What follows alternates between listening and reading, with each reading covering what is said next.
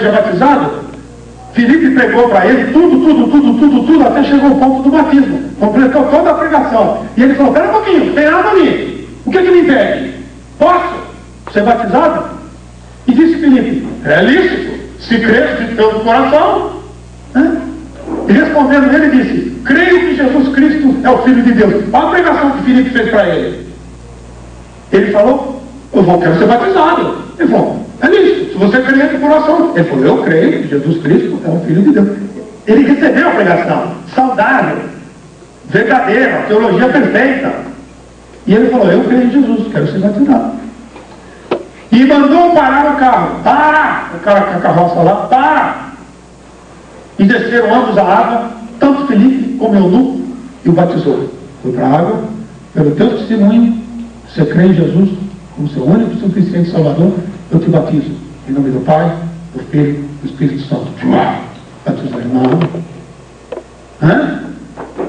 E quando saíram da água, o Espírito do Senhor arrebatou a Filipe, ele não ouviu mais o eunuco, e jubiloso continuou seu caminho. Imagine você na rua, recebeu uma pessoa assim, veio na água, aí vai lá, eu creio em Jesus, você sabe, te batiza, vão saindo da água, o cara que está do seu lado, que te pegou, faz assim, puf, sobe, puf, sumiu. E não viu mais, o eunuco ficou, Filipe, sumiu, puf, Filipe, ele ficou, né, aqui ó, jubiloso. Nossa, era um homem, meu Deus, ficou jubiloso, né? Jubiloso, e continuou seu caminho, voltou para a terra dele, né? Rainha Candace, você está vendo? Você fala, mas esse homem não era judeu, o que ele era? De onde ele vinha? O que é isso? Etíope, de onde vem, né? Candace era um título atribuído a uma espécie de dinastia de rainhas guerreiras, que detinha o poder do reino de Merói, ao sul do Egito, pouco tempo antes da era cristã, formando uma sociedade matrilinear. Só a ascendência materna é levada em conta. Era negócio de passagem de poder de mulher para mulher. Vocês mulheres, abaixa a cavalo. Não fica toda animadinha não. O reino lá só tinha rainha, né? E o título delas era Candace, não era o nome dela. Porque às vezes a gente coloca o nome dos nossos filhos de Rubenita, né? De Sunamita, não era o nome delas lá. Rubenita era coisa de descendente da tribo de Ruben. Sunamita vinha lá numa terra lá, né? Então, precisa tomar cuidado. Aqui também não era rainha Candace, era rainha que tinha esse título de Candace. Atos 8 mostra o relato de um eunuco etíope que foi batizado por Filipe, o qual teria sido um importante funcionário de uma rainha da Etiópia. Não foi isso? Não, não. Ela é importante da rainha da Etiópia. Na antiguidade, o termo Etiópia era utilizado para denominar a região onde se situavam os povos negros do continente africano, o que poderia se referir a Núbia ou Sudão, ambos no sul do Egito. Não é a Etiópia atual. Não é o país Etiópia atual. É uma região lá que eles chamavam de Etiópia, né? Bom, você está vendo aqui o Egito? Aqui o continente africano. Aqui no retângulo é onde está mostrando essa parte do mapa aqui, ó. Mostra do parte do Egito e o Sudão na África aqui. Toda essa região aqui, ao sul, era chamada de Núbia, é o que você leu lá. Então está aqui na África, ó, um pedacinho do Oriente Médio. Esse pedacinho que você está vendo aqui, ó, é África ainda. Esse pedacinho aqui faz parte do Egito, né? Não, desculpa, aqui, esse biquinho aqui, que é a península do Sinai, faz parte do Egito. Agora, essa parte que você vê aqui, já é parte da Arábia Saudita, já é o Oriente Médio, já é a Ásia. Aqui é a Ásia, aqui é a África. É essa parte aqui, né? Então, eunuco, nós temos 3 tipos de eunuco. Primeiro, homem cujos testículos foram removidos por orquidectomia. Pega-se um homem, faz uma operação qualquer nele e retiram-se os testículos. Ele fica... como é que se fala essa palavra? Ele fica... estéril, impotente, entendeu? Fica impotente. Porque às vezes estéril não significa que o homem está impotente, né? Então aqui ele ficava totalmente impotente, né? Muito bem. Segundo tipo de eunuco, homem não congenitalmente funcional. Existem homens que nascem com problemas que não conseguem ser potentes, né? Nasce assim, é um eunuco. Um por operação, outro porque nasceu assim, e outro por opção. Tem homens que fazem opção. Não quero me casar. Fico. Opção. O mais antigo, quem é o eunuco por opção em referência que vocês conhecem? Essa eu não vou responder. Jesus. Quem? Jesus. Jesus foi o eunuco, gente. Jesus foi o eunuco mais famoso que nós conhecemos. Não é? Por opção. Tem um mistério aí, né? É um mistério, por opção. O mais antigo registro de castração intencional para criar eunucos vem da cidade sumérica de Lagash, no século 21 a.C. No 21 a.C. tem registro de gente que eles faziam as operações para eles ficarem eunucos, para tomar conta do harém. Você não vai colocar um homem para tomar conta do harém do rei, né? 50 mulheres lá, põe um homem lá dentro para tomar conta. Não dá certo. Então, eles queriam que o eunuco tomasse conta, né? Por isso que eles faziam esse tipo de coisa. Na China também fazia-se muito isso. Foi muito praticado na Ásia, sobretudo na China antiga. Na Índia são conhecidos como Ijras, os eunucos da Índia. Então, o eunuco tem muito lugar. Então, nós aprendemos que é a rainha Candace, onde ela está, região dela, não é o Etiópia atual, é um pouco diferente. O que quer dizer o eunuco, de onde ele vinha, né? Tudo isso aí. Bom, aqui você vê, ó. A Etiópia, hoje existe um país chamado Etiópia, que ele está aqui na África. Aqui a África, Mar Mediterrâneo, Estreito de Gibraltar, Oceano Atlântico, Pacífico, está todo mundo aqui.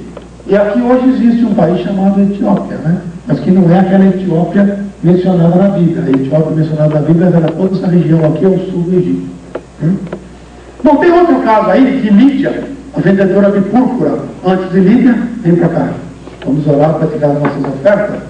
E senão o Rosário vai puxar minha orelha aqui, eu não quero sair daqui com a orelha vermelha, né? Já me deu uns 4 focas assim com. Então vamos lá.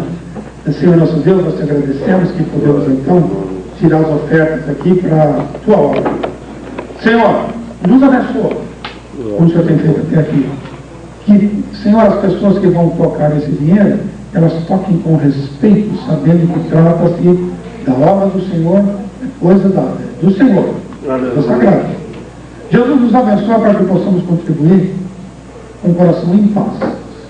Fica conosco, nos ajuda e possamos continuar nosso dia na tua presença, em nome de Jesus. Amém. Enquanto os irmãos passam, se vocês me permitem, eu vou seguir aqui. Lídia, a vendedora de púrpura. A gente também lê isso na Bíblia, né? Lídia, vendedora de púrpura. Vamos lá. Atos 16:9. E Paulo teve, de noite, uma visão em que se apresentava um varão da Macedônia. Ele leu Gálatas dizendo: passa a Macedônia e nos ajuda. Paulo teve uma visão que alguém lá da Macedônia gritou para ele: passa a Macedônia e nos ajuda. E logo depois dessa visão, procuramos partir para a Macedônia. Mas olha, de Deus, uma visão de Deus, vamos para a Macedônia. Concluindo que o Senhor nos chamava para lhes anunciarmos o Evangelho. Por que Jesus queria que eles fossem lá para a Macedônia? Para levar cesta básica? Né? Não, eles queriam que levasse a palavra. É o que liberta o homem, é o que leva para a vida eterna. E navegando de Troade, fomos correndo em caminho direito para Samotrácia. E no dia seguinte, para Neápolis. Olha um monte de lugar aí, Macedônia, né? Macedônia. Depois ele navegou a partir de Troade. E ele chegou a Samotrácia. E no dia seguinte foi para Neápolis. Você fala, onde é isso, né? E dali eles foram para Filipos, ainda mais, um monte de cidade, ele foi para Filipos, que é a primeira cidade desta parte da Macedônia. E é uma colônia. Estivemos ali alguns dias nessa cidade. No dia de sábado, saímos fora das portas para a beira do rio, onde julgávamos haver um lugar para oração. E assentando-nos, falamos às mulheres que ali se ajuntavam. E uma certa mulher, chamada Lídia, vendedora de púrpura da cidade de Tiatira, outra cidade da Lucía, e que servia a Deus, nos ouvia, e o Senhor lhe abriu o coração para que estivesse atento ao que Paulo dizia. Olha aqui, irmão, presta atenção nessa parte do versículo aí, né? O Senhor abriu o coração da Lídia para apertar. Não parece que ela estava assim, meio assim, né? De repente ela focou em Paulo. O que o senhor está falando, né? Diz que o Senhor abriu o coração dela para ela prestar atenção no que Paulo estava dizendo. E Paulo estava cumprindo o que Jesus falou, ide, pregar o Evangelho. Olha aqui, irmão, presta atenção nisso aqui, ó. O Senhor lhe abriu o coração para que estivesse atenta ao que Paulo dizia. Aconteceu com vocês? Se você aceitou Jesus, porque foi, né? Um dia você ficou lá focado e falou, meu Deus, é para mim, eu quero. O Senhor abriu o teu coração para você prestar atenção. Eu já fui numa igreja uma vez com a minha mãe, muitos anos atrás, eu era garoto, e o único não crente era eu. E o pastor pregou. No final, só faltou descer de lá e falar para mim, aceita Jesus, cara, você não está entendendo? Mas eu não estava nem aí, irmão. Nada. O dia que eu entrei na igreja e Jesus abriu meu coração, foi pior que uma paulada com um taco de beisebol. Eu fiquei chorando no banco, não conseguia parar. E o pastor falando, eu chorando. Eu falei, meu Deus, preciso parar de falar. Eu chorava, e Jesus. Na hora que ele falou, alguém quer aceitar Jesus, eu fui rastejando lá na frente. Jesus abriu meu coração. E eu prestei atenção, na hora certa, né? Depois que foi batizada, olha, mesma coisa aconteceu. Está vendo? Ela recebeu a palavra, creu em Jesus, confessou com a boca e foi batizada. Ela e sua casa. Nos rogou dizendo, se haveis julgado que eu seja fiel ao Senhor, entrai em minha casa e ficai ali. E nos constrangeu a isso. Ela constrangeu os discípulos para ficar na casa dela, né? Onde é que nós estamos aqui? Troade, Macedônia e todas aquelas cidades que vocês viram ali, né? Samotrácia. Bom, nós estamos falando, irmãos, eu queria que vocês prestassem atenção aqui, norte da África, né? Sul da Europa e aqui já é o Oriente Médio. O Oriente Médio começa a contar a linha que divide essa rosa aqui, ó. Do cor-de-rosa para cá é a África, dessa linha para cá é a Ásia. Então a Ásia vem daqui hoje, ó, vem daqui, esse pedacinho aqui da Turquia para cá é a Ásia e vai. Então daqui é a Europa. Presta atenção nesse mar aqui, ao lado da Turquia, esse país aqui, ó, com esses biquinhos aqui, esse monte de ilhas aqui. Aqui é a Grécia, é pertinho da Itália, que faz parte da Europa, onde está tendo todos esses problemas aí financeiros hoje, né? Tá vendo? Cheio de biquinho aqui, a Grécia. Então a Grécia está aqui, ó. Você está na Líbia, que teve esse problema com o Muammar Gaddafi aí, atravessa o mar Mediterrâneo, você pode parar até aqui em Creta, depois chegar lá na Grécia. E aqui tem as ilhas gregas. Patmos é aqui, onde João estava prisioneiro do Império Romano, que recebeu do Senhor Jesus as instruções para escrever o Apocalipse. Então, Grécia está aqui. Então você percebe que aqui tem o continente, a Turquia está aqui, faz parte do continente asiático, e Paulo estava por aqui, ele vai passar para cá, vai sair da Ásia e entrar na Europa. Então presta atenção aqui, mar Mediterrâneo, aqui aquela parte da Turquia que vocês viram aqui, ó. Essa parte redondinha aqui da Turquia, ó. E aqui é o mar Mediterrâneo, e aqui é a Grécia. Aqui, Turquia, e aqui é a Grécia. Macedônia, do outro lado do mar, mar Egeu. Então, Troade, onde Paulo estava aqui, ó, estava no noroeste da Turquia hoje. Na época chamava-se Ásia Menor. Quando você vê na Bíblia lá, as igrejas da Ásia Menor estavam na Turquia, né?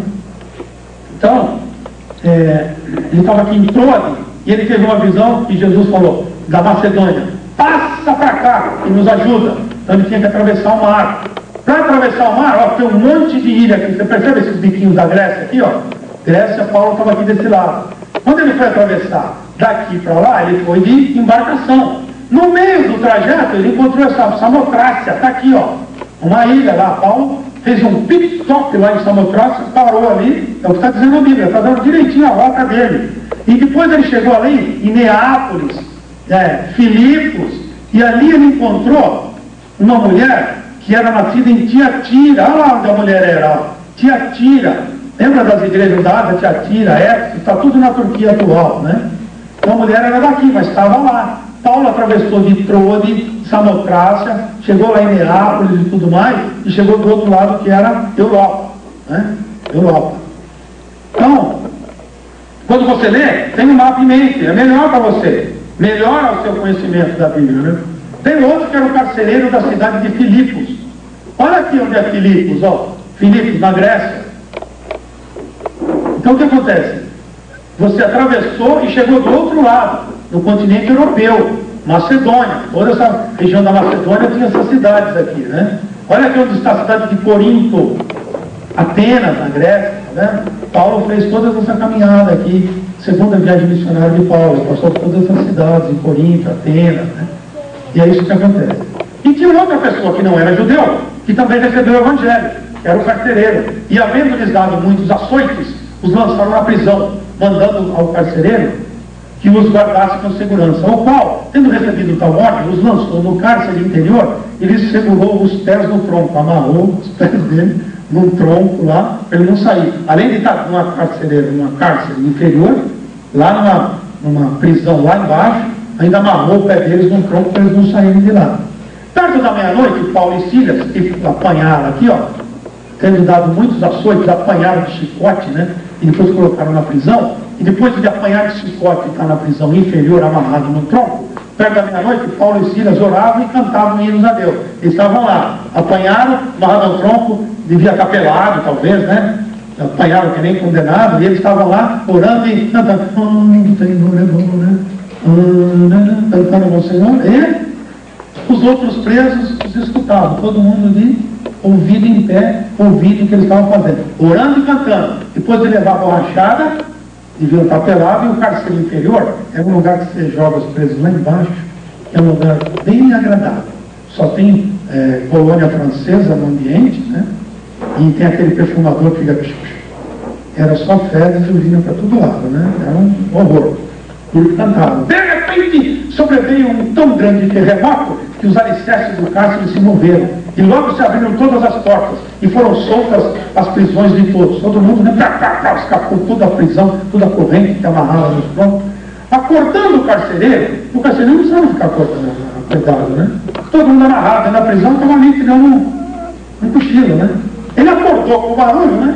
Acordando o carcereiro e vendo abertas as portas da prisão, tirou a espada e quis matar-se, cuidando que os presos já tinham fugido. Porque ele recebeu a instrução seguinte: você é o carcereiro, você ganha para isso. Fugiu um, você paga com a morte, paga com a vida. Então, não podia escapar, senão ele ia morrer. Era um jeito de não deixar. Se fizesse isso no Brasil, hein? Se entrar telefone celular na prisão, o diretor morre. Nossa, não ia entrar de jeito nenhum, né? Porque aqui ele ia pagar com a vida, né? Então ele falou: ih, todo mundo fugiu, vou me matar. Pegou a espada para se matar. Mas Paulo chamou com um grande voz, dizendo: não, para, não faça isso, né? Estamos todos aqui, não faça isso, fica tranquilo. Eu estava lá em São Bernardo, e eu tenho saído bastante de bicicleta na rua. Eu vou passar no viaduto lá, tem um cara segurando aqui na grade do viaduto, assim, e a mulher dele do lado dele, segurando ele, e eu passei de bicicleta, eu vi os olhos dele vermelhos. Isso aconteceu semana passada. Semana passada? Com os olhos vermelhos, assim, eu passei, aí eu dei na bicicleta, de um muro aqui, né, na passarela. Fui lá, entrei, encostei a bicicleta. Falei: Gabriel, o que está acontecendo? Está tudo mal comigo. Eu falei: ótimo, está tudo mal comigo também. Vamos conversar um pouquinho para ver quem é que está pior. Olhou para mim, não quis conversar nada.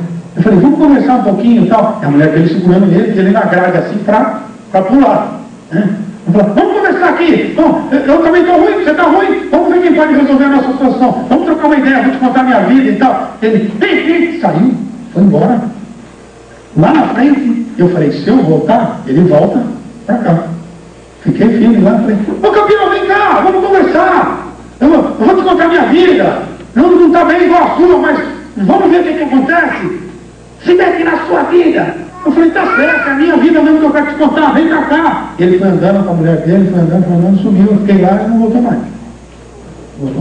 Ele não deu nem tempo de eu conversar com ele, né?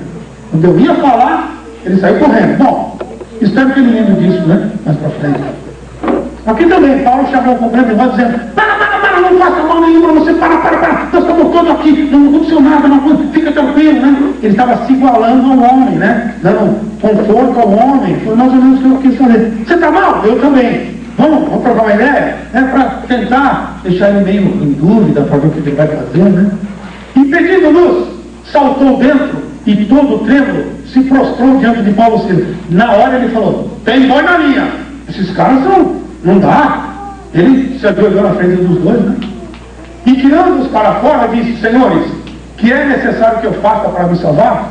E eles disseram, crê no Senhor Jesus Cristo e serás salvo tu e tua casa. E lhe pregaram a palavra do Senhor e a todos os que estavam em sua casa. Foi aí que eles pregaram a palavra do Senhor. Para ele, para todos, calmou a situação, tudo tranquilo, entrou com a palavra fez o que tinha que fazer. E tomando-os ele consigo naquela mesma hora da noite, levou-os, lavou-lhes os vergões e logo foi batizado. E ele e todos os seus. E batizado também. Para ser batizado ele cria. Você crê no Senhor Jesus? Creio. Todo o coração, todo o entendimento? Sim. Ele é o seu único salvador. É o filho de Deus. O filho morreu. Ressuscitou. Foi para o céu. Foi a direita de Deus. Não era judeu. Então, levando na sua casa, dispôs a mesa e na sua crença em Deus, alegrou-se com toda a sua casa. Ele era lá de Filipe, estava lá na Europa. E o Evangelho nasceu lá no Oriente Médio, longe de Jerusalém, muito longe, né? 2 quilômetros. Lembra disso? Está aqui, ó. Judéia, Jerusalém está por aqui, ó. Olha onde Paulo estava. Vai, atravessou o mar. Lembrou da ilha, entrou em Neápolis, aí foi lá em Filipe e salvou um carcereiro. Né? É isso que acontece. Lembra de Amotrácia aqui? A ilha que está aqui no meio? Foi isso que ele fez, né? Então, o Evangelho é universal. Não importa que você está aqui na América, na África, na Europa, no continente europeu ou na Oceania, que são os 5 continentes que tem no nosso planeta. Jesus é bom para todo mundo. Não interessa a língua, a cultura, porque Jesus está falando de cultura, nem língua. Né? Se você anda com sapato bicudo, arredondado, calça jeans, tipo de um saião, tem muitas cidades do mundo que os homens andam com tipo de saião para o pé. Eu já vi muito isso na África, né? Eles andam com aquele saião. Eles eram batizados, receberam a palavra de bom grado. Vai olhando a marca da igreja. Almas se agregavam à igreja, lembra que nós vemos em Atos 2? Tinham comunhão um com os outros. Lembra? Comiam juntos, oravam juntos, havia temor do Senhor, maravilhas e sinais eram feitos, cada um pensava no bem do próximo, todos os dias no templo, estavam alegres com coração humildes, louvavam a Deus e tinham respeito da comunidade. Deus acrescentava à igreja novos salvos, formava uma união com Cristo. É bom para você? Agora olha no espelho e fala assim, como é que eu estou nesse quesito aí, né? Lembra que nós vemos em Atos 2? Não sei se vocês prestaram atenção na oração, era isso aí, uma marca da igreja, né? Acontece que a igreja não é um organismo qualquer, irmão, não é uma coisa assim, é uma associação dos amigos de Cristo, não tem nada disso. A igreja é um órgão transcendental, planejada antes da fundação do mundo, os versículos estão aí. O próprio Deus se entregou à morte para criar e manter a igreja. O Espírito Santo é o guia da igreja. A igreja é salva por Deus, pela graça, e isso é dom de Deus. As obras da igreja, aceitas por Deus, são somente aquelas realizadas para a glória de Deus. Então, não é um organismo qualquer, uma turminha que se reuniu lá, né? E tem 2, a doutrina dos apóstolos. Lembra que nós vemos lá, Atos 2? A fonte era única, o ensino era único. No mundo espiritual, a experiência terrena simples nada contribui para a salvação do homem. Então, o que é isso? Se o homem sai na rua sem a palavra de Deus, por mais que ele se esforce, eu já tenho 130 anos que eu vivo, eu sei como que é a vida, isso não leva ele à salvação. A salvação, a experiência, você tira da palavra de Deus. A fé, você tira da palavra de Deus. A simples experiência terrena, humana, não leva o homem a Deus. Não leva. Só você olhar para o mundo. A pessoa se converte quando é apresentada a palavra de Deus. Você viu o que eles fizeram com a rainha, com o eunuco da rainha de Candace? A Lídia que vendia púrpura. O que era púrpura? Era uma tinta que você extraía dos moluscos marinhos. era uma qualidade boa para fazer tintura de roupa, não perdia a cor, que era muito caro. Né? Todos eram unânimes e crescendo a partir da mesma referência, era a palavra de Deus, Cristo morto, ressurreto, à direita de Deus, veio os buscar. Era essa a única referência que eles tinham. Cristo reconhecido como cabeça da igreja, reconhecimento do senhorio de Cristo. Jesus ensinou os apóstolos aos discípulos, os apóstolos e discípulos ensinaram aos seus próximos, e assim sucessivamente. O mesmo ensino para a salvação chegou à Assembleia de Deus do Bom Retiro. Foi isso que aconteceu. Essa aqui é marca, né? Doutrina dos apóstolos, firme, tinha lá naquela igreja, né? Havia discipulado. O Evangelho de Cristo chegou até nós. Isso é sinal, claro, que o discipulado ocorreu na igreja primitiva, senão não tinha chegado, né? Chegou firme porque alguém foi pregando 2000 anos depois dele. 1 Timóteo 4,6. Propondo essas coisas aos irmãos, será bom ministro de Jesus Cristo, criado com as palavras da fé e da boa doutrina que tem seguido. Olha lá. Timóteo era garoto, mas ele tinha sido ensinado assim, né? Mas rejeita as fábulas profanas e de veras exercita-te a ti mesmo em piedade, porque o exercício corporal, né, de rua, correr e tal, tem pouco proveito, mas a piedade para tudo é proveitosa, tendo a promessa da vida presente e da que há de vir. Esta palavra é fiel e digna de toda aceitação, porque para isso trabalhamos e lutamos, pois esperamos um Deus vivo, que é o Salvador de todos os homens, principalmente os fiéis. Manda essas coisas e ensina. Paulo dizendo para Timóteo, está vendo tudo que eu tenho te falado? Manda, ensina. Ninguém despreza a tua mocidade. Alguém quer chegar para ele e falar, ô, meu chapa, você é um garoto. Ele era jovem. Você é um garoto. Ninguém despreza a tua mocidade. Mas, ser exemplo dos fiéis, ele tem que ser um exemplo. Você recebe o Evangelho por instrução e imitação. Alguém tem que ser o seu exemplo, né? Dos fiéis, na palavra, no trato, na caridade, no espírito, na fé e na pureza. Agarra aí, irmão. Agarra aí. Você tem que ser exemplo. É esse exemplo que você tem que ser aí, ó. Ninguém te despreze, viu? Você tem que ser o exemplo para os fiéis, na palavra, no trato, na caridade, no espírito, na fé e na pureza. Persiste em ler, exortar e ensinar, até que eu vá. Pega aí, irmão. Persiste em ler, exortar, todo o tempo, ensinar, até que ele vá. Não despreze o dom que há em ti, o qual foi dado por profecia, com a imposição de mãos do presbitério. Medita essas coisas, ocupa-te delas, para que o teu aproveitamento seja manifesto a todos. Tem cuidado de ti mesmo e da doutrina. Persevera nessas coisas, porque fazendo isso se salvará, tanto a ti mesmo como aos que te ouvem. Preserva na doutrina dos apóstolos, estava lá na mão dele. É isso que você tem que fazer para se salvar, né? 4. Jesus é a cabeça de tudo e de todos. Igreja local tem que funcionar assim, irmão. Igreja local tem que funcionar assim, é uma pirâmide. Quem está em cima da pirâmide? É o cabeça, é o que manda. Quem é que manda na igreja? Jesus é que manda na igreja. Então não vem com esse papo furado de, não sei o que, não sei o que. Todo mundo aqui tem que ser sério. Você lembra o que o Mark Dever falou? Você tem que estar pronto para amar, servir e se entregar e atender a comunidade local. Lá não diz que você tem que ser um exemplo de autoridade, você tem que pegar todo mundo e botar todo mundo para lá. Se não fizer o que eu falo, te corto na igreja. E Jesus falou, se eu ligar na terra, está ligado. Se eu ligar no céu, está desligado. Se eu ligar lá e ligar, eu que mando. É todo mundo serve. Quem manda mesmo é Jesus. Tem aqui uma doutrina, uma pirâmide de autoridade, que vieram aqui os apóstolos e os profetas dando a base doutrinária, né? Agora, quando chega aqui na igreja local, tem uma direção geral, uma assembleia da igreja local. Aí vem os evangelistas, pastores, mestres, os diáconos e toda a membresia, suportado por um monte de versículos aqui. A igreja funciona assim. Lá em cima tem o cabeça. Tudo que você vai fazer, pergunta para ele. É ele que manda. Não é o Zé, João, Pedro, não é ele que manda. Então, na igreja tinha esse... Jesus é a cabeça de tudo e de todos. Lembra que tinha a Pax Romana? Era a expressão latina para a paz romana, que a Roma, na sua força e truculência, né, refere-se ao longo período de relativa paz, gerada pelas armas e pelo autoritarismo do Império Romano. Se iniciou com César Augusto em 29 a.C.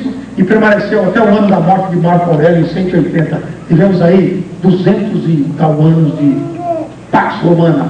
Roma manda, desobedeceu, força, truculência, o império em cima de você. Ele dizia que fornecia paz, né? Nesse período, o imperador romano era senhor de tudo e de todos. Nesse período, Jesus ordena a João para escrever o livro de Apocalipse, onde ele se apresenta como Senhor de tudo e de todos, muito acima de Roma. Durante a Pax Romana, Jesus se apresenta a João e fala, escreve, pum, mostrou quem é o Senhor. Ele fala em Apocalipse 20, o mistério das 7 estrelas, que viste na minha destra, e dos 7 castiçais de ouro, as 7 estrelas são os anjos das 7 igrejas, e os 7 castiçais que viste são as 7 igrejas. Ele fala que é o Alfa, o Ômega, o princípio e o fim, foi morto, mas reviveu, conhecedor de tudo e de todos. Durante a Pax Romana ele fala, parada aí, tem um aqui que é maior, o nome dele é Jesus Cristo.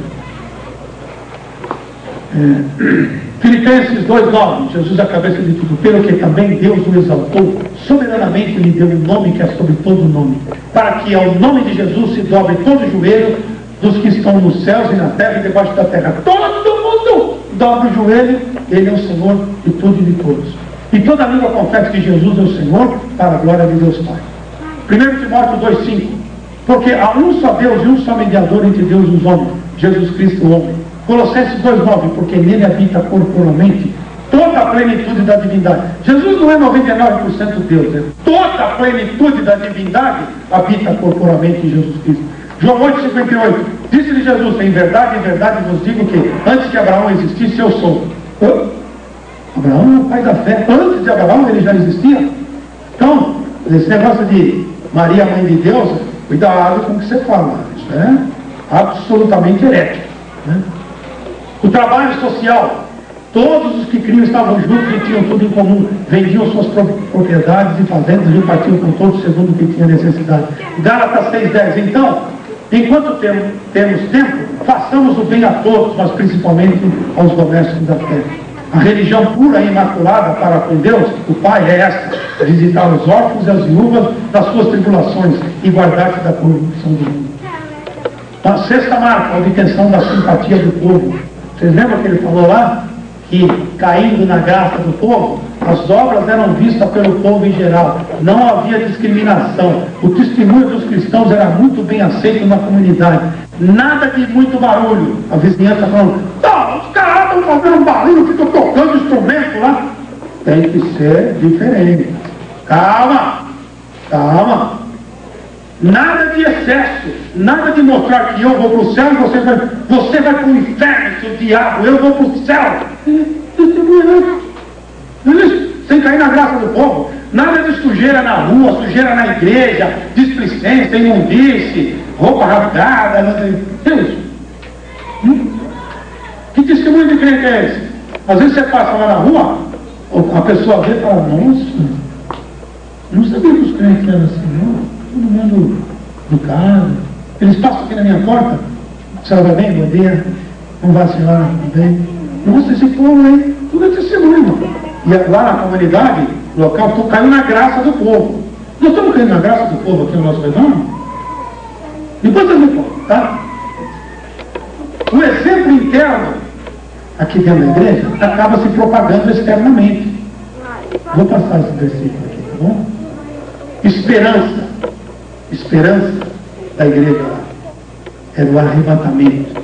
Lá em 1 Coríntios 15, 51 e 57. Essa era a esperança da igreja lá. Era uma esperança diária de consolação. Não era de vez em quando. Lembrei! Você viu que eu te falei em 2001 que o Senhor vinha arrebatar a igreja? Lembrei agora! Era diário. Você está esperando o arrebatamento? Está esperando? Eu estou. O irmão, me ajuda aqui, vamos orar, pedir para Jesus me segurar firme. Era isso a esperança da igreja, arrebatamento. Vamos para o céu. Consolação diária, um consola o outro. Certeza de galardão, certeza de imortalidade, certeza de incorruptibilidade, de ser como Jesus é, de estar para sempre com o Senhor Deus, esperança de ver as marcas dos cravos nas mãos de Cristo, de nunca mais necessitar do sol, de nunca mais chorar, de nunca mais sentir dor ou qualquer outro sentimento de tristeza. Lembra? Linha do tempo de novo. Jesus nasceu, a esperança viva que nós temos, morreu, mas ele ressuscitou. Você lembra o que eles pregavam lá? Para Eunuco de Candace, para Lídia, lembra que ele pregava? E ele falava lá, eu quero ser batizado. O que eles pregavam? Vida, morte e ressurreição, para o céu de Cristo, Filho de Deus, vivendo de nós. E ele, eu quero. Eu quero. Sem isso aqui não funciona. Nascimento, morte e ressurreição. Vem o Pentecostes, vem a igreja. Aí o passado, o presente está na igreja. Aí vem é isso que nós estamos esperando. O arrebatamento que a igreja vai subir para o Senhor. É esse o ponto. O que vem para frente, nós não vamos estar aqui. Grande tribulação, a vida visível do Senhor no milênio. Hoje nós estamos falando de coisa diferente. Nós estamos falando aqui. Esta aqui é a 7ª marca que nós vimos hoje. O arrebatamento, que nós vamos para o céu com o Senhor. Essa é a marca, essa é a grande marca, né?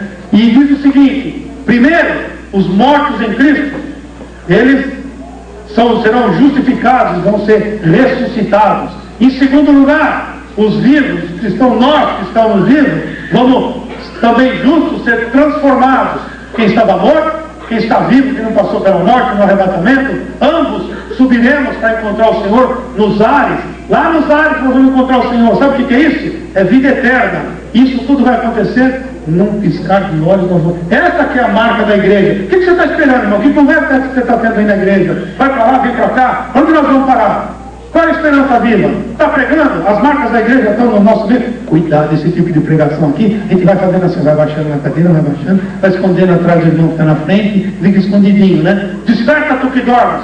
Levanta dentre os mortos que Cristo te esclarecerá. Essa aqui é a igreja verdadeira, essas são as marcas. Eu vou pedir para vocês perguntar o que eu ia servir hoje em 15 minutos. Mas não dava, irmão. Como é que nós vamos chegar nesse ponto? Corri muito, precisava ter pelo menos 1h30 para a gente parar, os irmãos falarem, e para a gente mastigar mais, né? Porque a gente precisa disso, irmão. Né?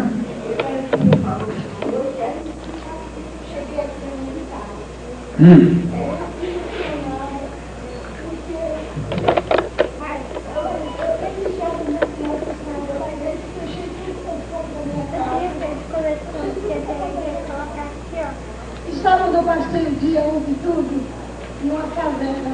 Que bênção, irmão. Foi para uma favela. Muito bem. O que eu vi, eu conheci o outro lado. O que eu vi foi quando eu sempre traficando com uma metralhadora. Que é isso, irmão? Eu conheci uma criança, que eu até peguei uma criança de 3 anos, peguei até ela, que eu vou matar essa criança em nome de Jesus, fazer um pouco de amor dessa criança. Filho de traficante, a mãe está em Fortaleza com 17 anos, que se prostituíram.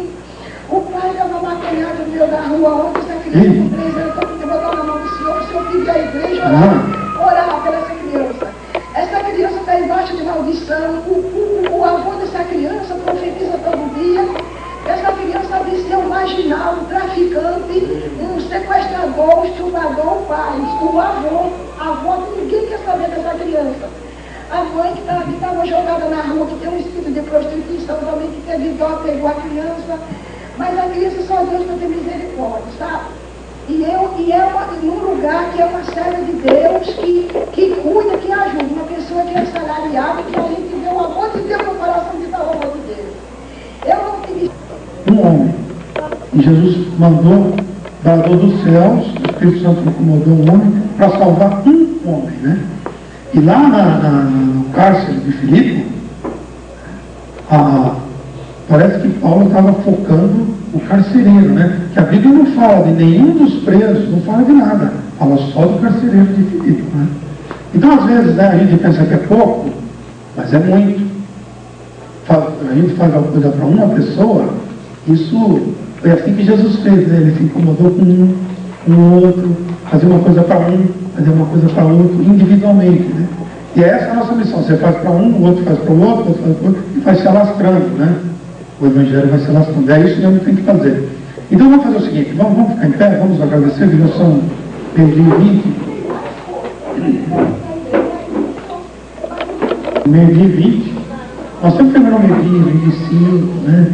Hoje nós vamos para 12h20, porque não dava para parar. Eu quero que os irmãos me perdoem, né?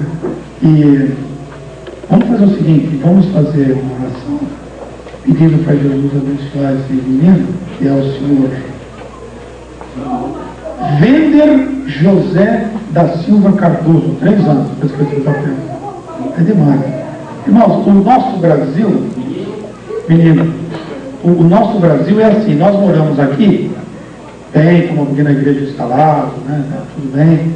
Você anda 1 quilômetro, tem esgoto a céu aberto, né? O Estado de São Paulo trata 50% do esgoto, todo 50% joga aí na rua, para tudo correr. Fazem tudo aí. Então, a injustiça no nosso meio é grande, né? E vamos orar então por esse menino, vamos orar pelas nossas vidas, pelos nossos queridos, né? E vamos nos despedir da casa do Senhor. Eu peço mais uma vez perdão para os irmãos, que hoje nós avançamos muito, mas vamos voltar em bom cruzeiro, né? Meio-dia a gente acaba logo, vamos embora, tá certo? Me perdoe, tá bom, irmãos? Me perdoe. Senhor nosso Deus, nosso Pai, nós te agradecemos que os irmãos vieram aqui nessa manhã, e o Senhor incomodou a cada um deles para que estivesse aqui e nós pudéssemos louvar o teu nome. Bendito seja o Senhor para todos sempre. Eu te agradeço, porque o Senhor incomodou a nossa irmã para ir lá falar com esse menino, esse vender aqui, José da Silva Cardoso, de 3 anos. Vá, Senhor, faça como o Senhor fez com o eunuco de Candace. Incomoda, Senhor, mais pessoas para poder ir lá e falar para ele, para o avô, para o pai, e sair todo mundo daquela desgraça. A desgraça dele é exatamente a desgraça que nós vivíamos, mas o Senhor nos tirou com mão forte, que um dia o Senhor abriu nosso coração, nós ouvimos a tua palavra, e isso fez diferença na nossa vida. O Senhor abençoa também os nossos queridos, a todos os nossos familiares, a quem está aqui. Jesus, fica conosco. Jesus, não se ausente de nós. Senhor, que o teu Espírito seja algo marcante e que podemos dar sinais que nós fazemos parte da igreja invisível, da igreja maravilhosa, da igreja que vai subir com o Senhor. Senhor, o arrebatamento é a nossa esperança, nós queremos estar contigo. Jesus nos abençoa, nos dá um dia de paz, fica conosco para sempre, em nome de Jesus. Amém. Deus abençoe os irmãos, em nome de Jesus. E perdoa outra vez, irmão, nós avançamos muito mais. Aprender a palavra de Deus é sempre bom, né? Deus abençoe, irmão. Vai ter escola dominical, dia 1º? Vai ter? Então, vamos lá.